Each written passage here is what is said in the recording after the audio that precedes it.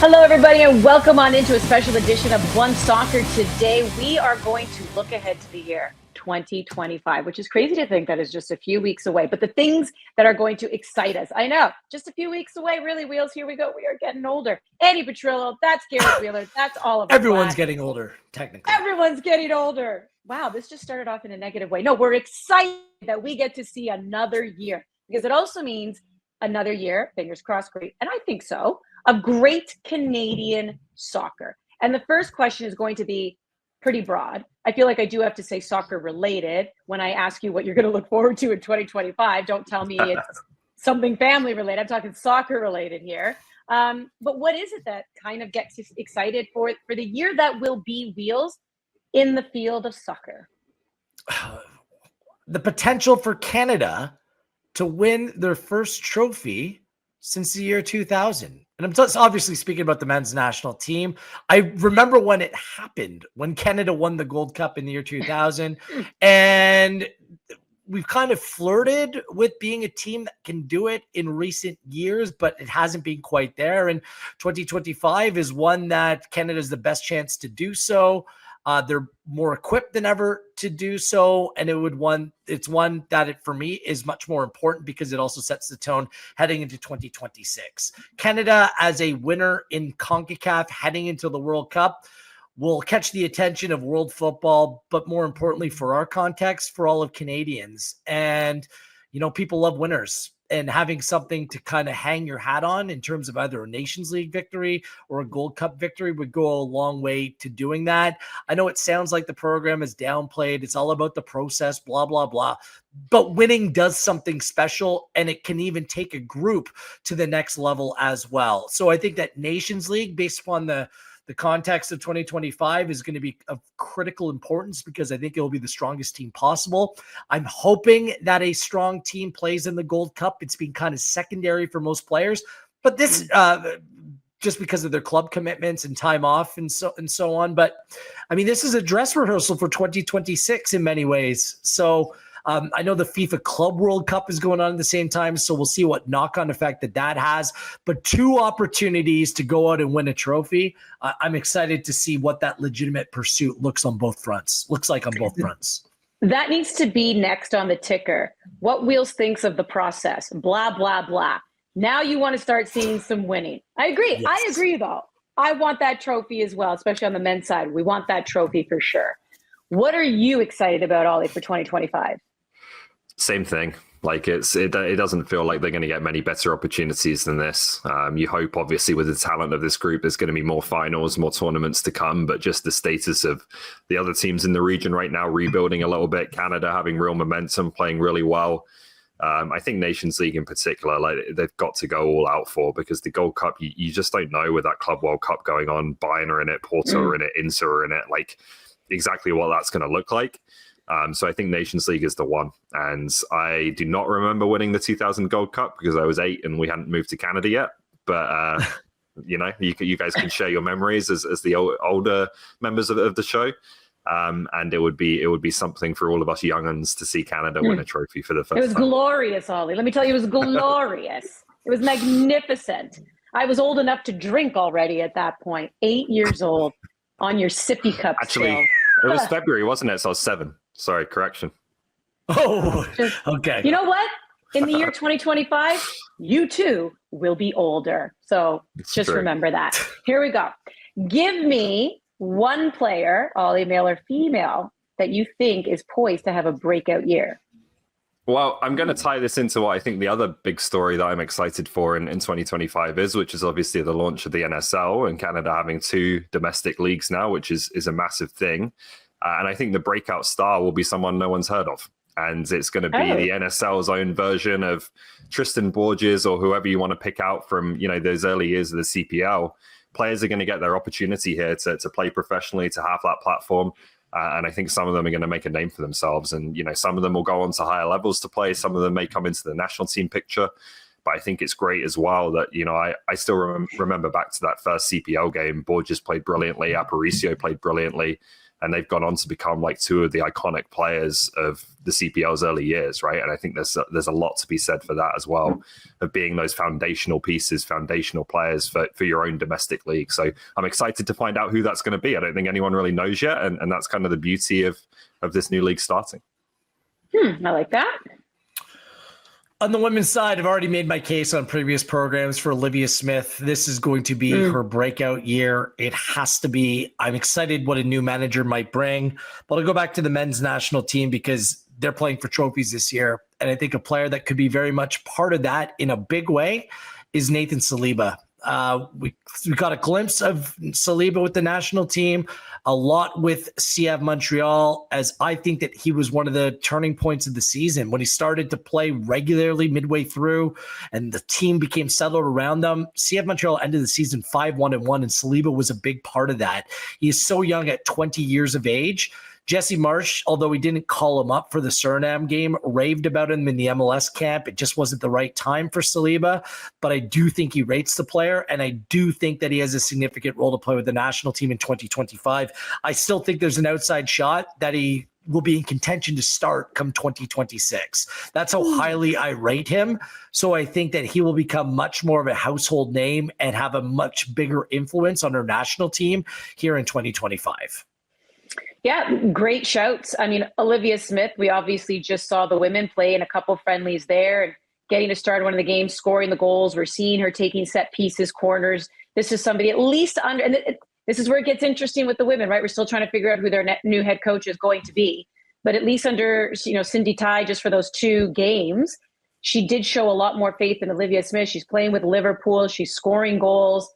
We'll see how she does up front and if she can solidify that spot for herself, because a lot of people feel she has that potential. She's proven it with club. Now give her that chance on the national side of things and what we could see from her there. Is this the year? I feel like it's been the last few years you've been saying this, but this has to be the year because his contract's expiring. For the love of wheels, is this the year Jonathan David signs with a new club? Definitely. Definitely. It's not just look, he can continue to stay at Lille, set records. He's over 100 goals for the club now. I mean, what a purchase he has been for Lille, and it's a place he'll always be a legend. But now it's time for him to move on and really cash in. He's going to sign a big contract somewhere. Going elsewhere on a free is going to enable probably even more money to fall into his pocket, and he's deserved it. He's earned it based upon the way that he's played over the course of this season. Now, barring something catastrophic happening, I mean, he's on point to go and sign for a big club. Now, you're going to ask me the question, like, where's that going to be? I honestly don't know. I'm not part of the tabloids. I'm not in the business of speculating here. All I know is that it needs to be in a system that play 2 up top. I think that that's the best way to take advantage of what Jonathan David brings to the table, playing in a 2, not as a 1. He's not going to be that hulkish, dominant focal point in a team, but he's going to be a striker that does a lot of things right, including on the defensive side of things. So the sky's the limit in terms of where he goes, but I foresee him with a new home come this summer. All right. Do you think he's going to have a new home, Ollie? I do. I think it's obviously time, and like he is just in, for me, such a good situation. Like he's playing the best football of his career, and come January the 1st, he can talk to whoever he wants to about joining them for free. Like it's lined up for him to basically pick whatever the best option is, and I think the options are going to be very good. It's like you look at this point, the way he is playing. At the time we're recording, there's still a few weeks to go in the year, so this will change. But he's 4th in 2024 in terms of goals in top 5 leagues in all competitions. He's got 36 and 47 games this year. Haaland, Kane, and Lewandowski above him, and Mbappe right below him. Like he's in absolute elite company based on what he's done over the past calendar year, and I think he's going to have his pick of some very good clubs and total flexibility to decide what he wants to do. I've no evidence and no inkling, like no insight from anyone of where he'll end up. I just feel in my bones it's going to be Italy. He'll end up in Serie A. I just really don't. I'm against. I just feel it. You might be against that. I just feel it in my bones. What did you do? Did you feel the wind? Sorry, Andy. Like nothing against Italy. Beautiful country. Yeah, what's your problem? What's wrong with that? Yeah, what's wrong? Serie A for attacking players, like I don't know. I think he'd probably put up big numbers there because I think he'd probably be one of the better attacking players. But I just don't like the level. I think Premier League, La Liga, even Bundesliga would be. I'm going to tell you this, watching a lot of Serie A, the last 2 years have been very good. I think Serie A, it goes 7 or 8 teams deep now of like really top teams. And their league is starting to evolve a little bit in terms of the way it uses attacking players. I look at Lautaro Martinez for Inter. I mean, playing in a 2 up top. I mean, that's the kind of role that I'd love to see Jonathan David play in a team. So look at Xerxes. Like, he was great in Serie A, and he looks like the game's twice as fast in the Premier League. John, don't. Now you're taking me off track. Don't judge him based on the team he's playing for right now. They're a mitigated nightmare. And thank you. That's my club that he plays for. So just leave it alone. I don't think it's just the club. I don't think it's just the club. Anyways, I'm just gonna make a little note here that Ollie. And also Xerxes 6'4", like he's a completely different player than Jonathan. Of course, he's a different player. I'm making a broader point about just the difference in leagues. Well, your broader Ollie, point sucks. You're in the book, Ollie. Don't worry about it. All right, let's turn our attention. You're in the book, the family book. Don't know what book I'm in, but he's in it. But he's in it. He's in it. You're in it. The women, guys, 2025. Is this the year? Because it's been some tumultuous years that we've gone through with them. But is this the year that the women's team finally gets more headlines for what happens on the field rather than off of it? Ollie, you take a crack at this first. Probably not, because they're not playing any competitive games. So that's going to be a difficult thing for them to accomplish. But like, I think probably the biggest story is going to be an off-field one. I just hope it's that who they hire as a new head coach and not anything else, like a drone related story, for example, that continues to plague them, or anything else that comes up. The hope for me is just that we can start to refocus back to what is on the pitch, even if the games that they're playing in 2025 aren't necessarily going to be the biggest ones we've ever seen this team play. But it's a year to prepare to go up against, the type of opponents that can get you ready for the tournaments to come, maybe field some of the players who are going to be a big part of things going forwards. So they've got some opportunity there, but I don't know that it's going to be a massive year for on-pitch headlines just because of the nature of the calendar. But that's please, okay. I just don't want to see Brazil again. Just no more Brazil. No more Canada versus Brazil. Please, Wheels, please. Yeah, I think it will be on the field because there's really likable, good players playing for this country, and there's going to be intrigue of who the next manager is and what things look like. So, look, there's only so many other storylines, God forbid, off-field storylines that can take center stage right now. I think that in recent vintage, the story has been on the field. Around the Olympics, when they were at their highest level, that was about everything on the field. And even with the off-field stories in 2024, the on-field play was still a massive talking point, the way that they played and went undefeated and were very competitive. So I think that there's good reason to believe that, the focus will be on the field in 2025 and moving forward like it should be. Going back, though, I think it's worth, reminding everyone it is going to be a bit of a tough competitive year. And that's why I kind of said the whole thing about Brazil, because as we know, the Canadian women were not invited to the She Believes Cup this year. There's no other competitive tournaments that are happening for the women right now. So you do worry just a little bit the quality of opponent in the FIFA windows that they get, who they'll be able, to compete against and how they'll be able to continue to grow and test themselves. But I think the biggest story is going to obviously be who they're going to end up hiring as their new head coach moving forward. And hopefully we can have some great things that we can discuss about that person and what they can bring to the club and get the best out of the players. But also right now, like Kadisha Buchanan, Chloe Lacasse still out with ACL injuries. So probably not going to see them for a while, right? Sydney Collins is still coming back from broken leg. Like, there's just there's been a lot of bad luck as well. Opportunity. Sounds like opportunity for new faces. We have a new league. This is what it's all about. This is where the excitement comes in. People, as much as you love to see the old guard or players that are established in the team play, I think that most fans want to see new faces, new names, try to emerge, competition for places. This is how a program becomes better and more robust. Yeah. Again, in that window that we just had, I believe 4 players ended up getting their first caps for Canada under Cindy Tai. So yes, you're right. You're in a good mood. Thank you for keeping me positive, Wheels. Ultimate optimist. But let me ask you how you're going to feel now with this question as we continue to look ahead to 2025. How are you going to feel if we don't know, if Canada fails to win the 2025 Gold Cup?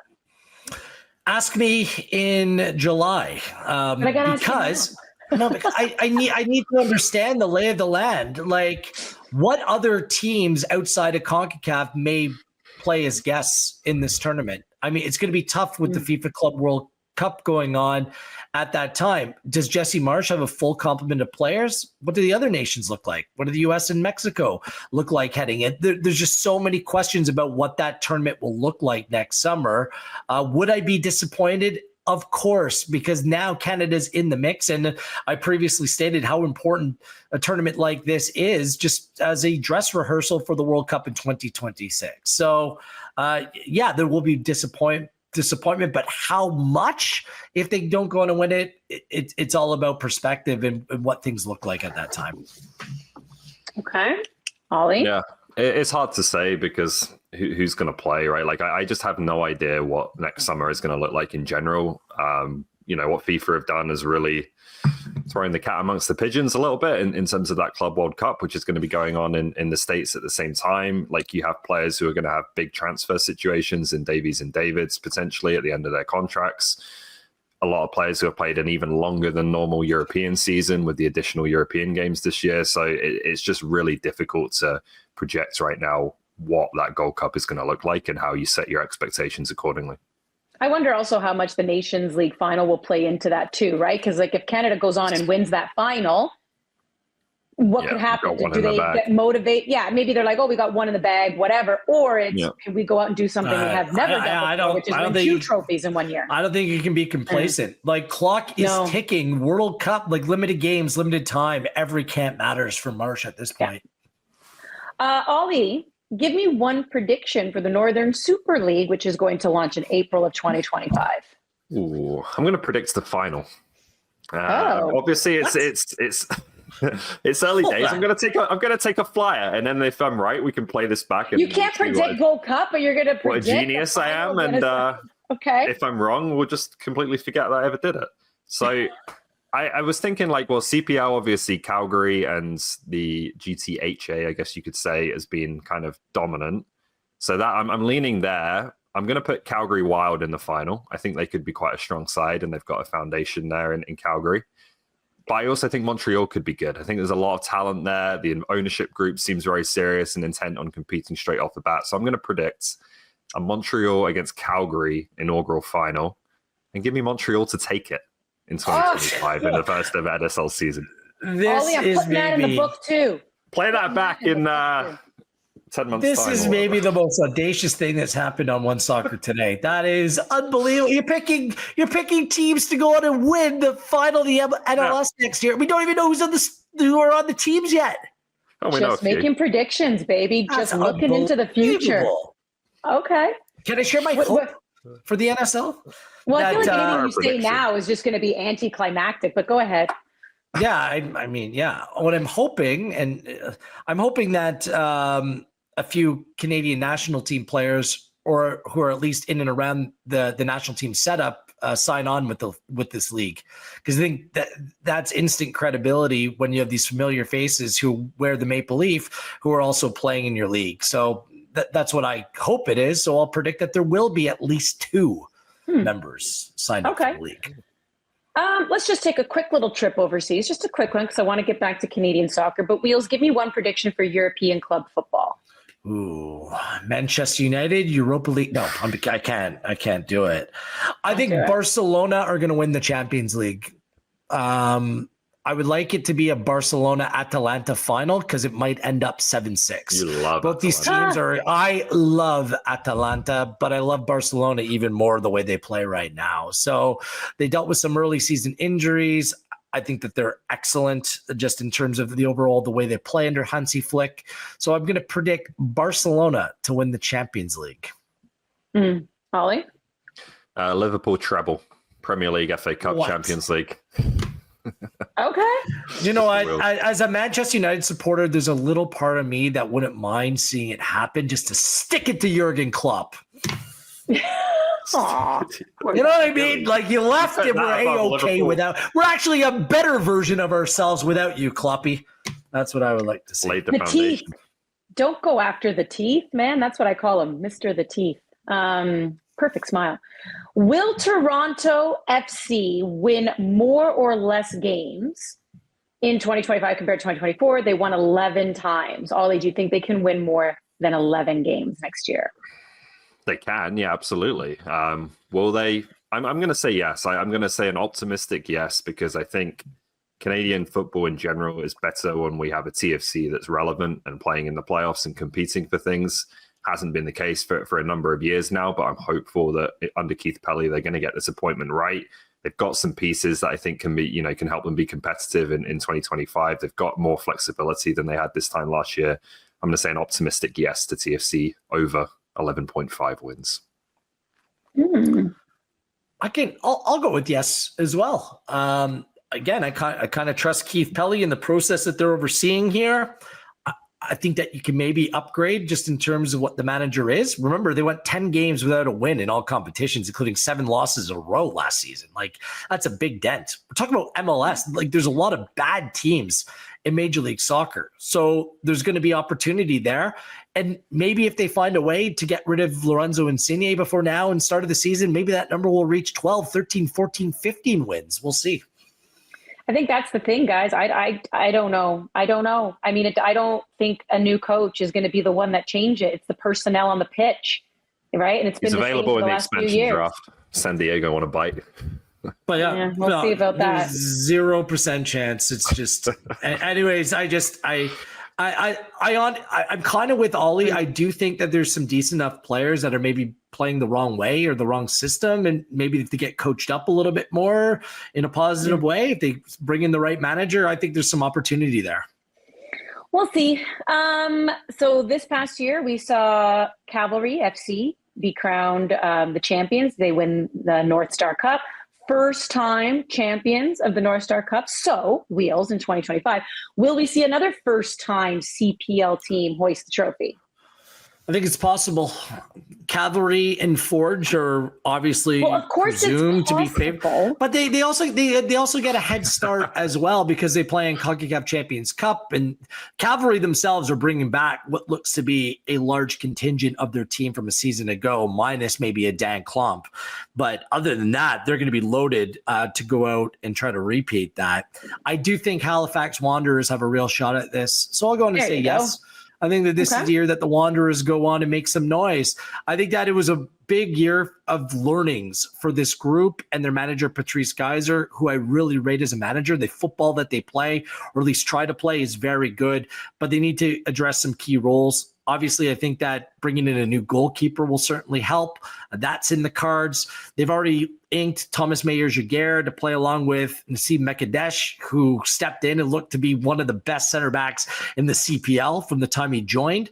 A full season of Sean Rea has the ability to be a difference maker. If they can get Massimo Ferrin back to playing the way that he did 2 seasons ago with a little bit more composure in this team, I think they can be as good as anyone in the Canadian Premier League. So yeah, let's see a North Star Cup, like a Canadian Premier League final in Halifax in 2025. That might be one of the biggest parties of the year, and I hope that it happens. Okay, Ollie.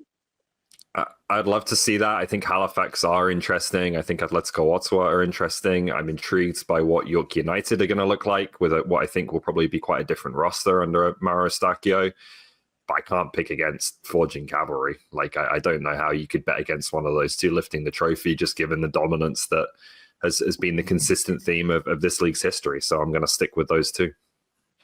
Okay, so we got a yes and we got a no. And I just noticed, Wheels, did you finally get your own mug with the G on it? And you're not drinking with the B on it anymore and stealing your wife's mug? G-Unit. I've had this one as well. I prefer to represent my better half.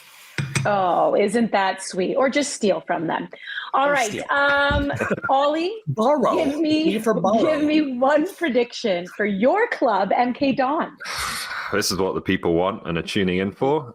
It's going to be a good year. We've won 6 games in a row at the time of recording. We're the hottest team in England, you could say. Tommy McGill, buddy. Tommy McGill is an excellent goalkeeper. We're lucky. Didn't you bring him up, Wheels, as like the goalkeeper who could stun and be the starter for the 2026 World Cup? All he can give the scouting report. All he can give the scouting report. He plays for MK Dons. Come on now. He's doing very well. If we're not promoted, he won't be playing for us next season. But we have Mr. Al Ghanim, our new owner. He's got deep pockets. He's ready to spend. So let's see. First promotion of 3 to the Premier League. That's my prediction. Okay. Wheels, you're going to have to give me your prediction for Manchester United. I predict pain. Oh. It's been a rough patch and it continues. My overall prediction is come the end of 2025, Marcus Rashford will be with Manchester United no more. I think that he's got to go for his own career. I think the club needs to move on. For players like him, he's been through so many managers. I think it's done him absolutely no favors being at the club, although he's brought up there for as long as he has been. But I'm predicting Marcus Rashford and a whole big group of other players will be on their way out of Old Trafford. Okie dokie. Well, back to MLS. We know that 2 Canadian teams are looking for a new head coach, and that will be Vancouver, Vanni Sartini. They parted ways. Toronto FC, John Herdman resigning. So who gets hired first, guys? Sartini or Herdman? Ollie, I'll start with you. I don't know. Like, it's a tough one with both of them because I think they're both capable coaches, very capable coaches. But Herdman obviously has all the baggage around him, which, you know, it's going to take a little bit of time, I think, for that kind of smell to wear off a little bit. So does he try to work in MLS again, or is he going to go somewhere else where maybe that noise doesn't surround him so much? I'm not sure. And then Sartini, like, I think has done a very good job in Vancouver, but he's not the stereotypical manager, right? Like, he's a very big personality. He's different. I think he works differently. Even like the on-pitch stuff, the way his teams look is a bit different from what the norm is, I think, nowadays tactically. So it's going to take someone who really believes in him and is willing to take a chance on him as well. So I would say Sartini, just based on the work he's done in Vancouver, certainly deserves another MLS job, in my opinion. But it's one where it's going to be interesting to see exactly where both end up, because I'm not sure right now. How you feeling, I think Bill? the answer to that question is Vanni Sartini. I think that I'm not sure if Herdman works in 2025. I think that he'll be back. But how quick that turnaround will be, we will see. I think Vanni Sartini could work in a relatively short period of time. Just not quite understanding what Sartini's situation is all about or what his preferences would be. I know what my preference would be. I'd love to see him in the CPL.